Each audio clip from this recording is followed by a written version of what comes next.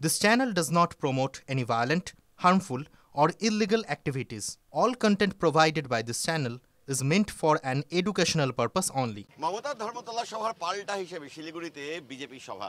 এই সেই শিলিগুড়ির চুনাভাটি এলাকায় উত্তরকন্যার খুব কাছে ফুটবল গ্রাউন্ড, যে গ্রাউন্ডে আগামীকাল সভা হবে তার প্রস্তুতি এখন শিলিগুড়িতেও কিন্তু একদম যুদ্ধকালীন তৎপরতায় চলছে।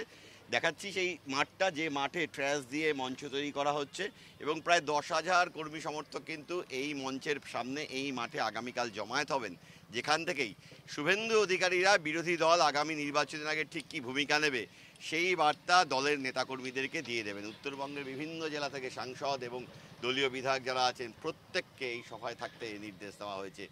একদিকে যখন মমতা বন্দ্যোপাধ্যায়রা শহীদ মিনারের ওই মঞ্চ থেকে দলকে বার্তা দেবেন 26শে নির্বাচনের আগে, ঠিক অন্যদিকে তারই পাল্টা হিসেবে এই মাঠ থেকেই কিন্তু শুভেন্দু অধিকারীরা বিরোধী দলের নেতাকর্মীরা কী করবেন সেই বার্তা দিয়ে রাখবেন। ফলে কার্যত যুদ্ধকালীন পরিস্থিতি দুই যুযুধান রাজনৈতিক দলের সর্বোচ্চ নেতানেত্রীরা আগামীকালকের এই সভামঞ্চ থেকে, এই দুই সভামঞ্চ থেকে কার্যত দলের নেতাকর্মীদের বার্তা দেবেন। স্বাভাবিকভাবেই এই দুই সভাকে কেন্দ্র করে, উত্তরবঙ্গের ক্ষেত্রে বিজেপির এই সভাকে কেন্দ্র করে বিজেপি কর্মী সমর্থকদের মধ্যে উন্মাদনা চরমে।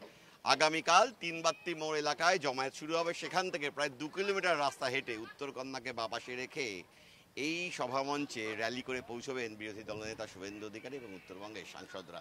এই গোটা সভা মঞ্চকে কিন্তু কার্যত পুলিশ ত্রিস্তর নিরাপত্তা বলয়ে মুড়ে দেবে। এর পাশাপাশি ব্যবহার করা হবে পুলিশের তরফে একাধিক ড্রোন।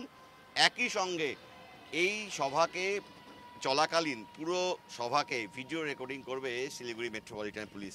এর পাশাপাশি উত্তরবঙ্গের বিভিন্ন থানা থেকে প্রায় 1,500 পুলিশ কর্মী মোতায়েন করা হচ্ছে এই সভাকে সামনে রেখে। সব মিলে আগামীকাল হাই ভোল্টেজ একটা দিন, যে দিন রাজ্যের দুই প্রান্তে দুই যুযুধান রাজনৈতিক দলের এই লড়াই গোটা বাংলার মানুষ অপেক্ষা করছেন। দুই দলের সর্বোচ্চ নেতৃত্ব দলের কর্মীদের ঠিক কী বার্তা দেন সেদিকে। ক্যামেরায় দীপায়নের সঙ্গে প্রসেনজিৎ, TV9 বাংলা।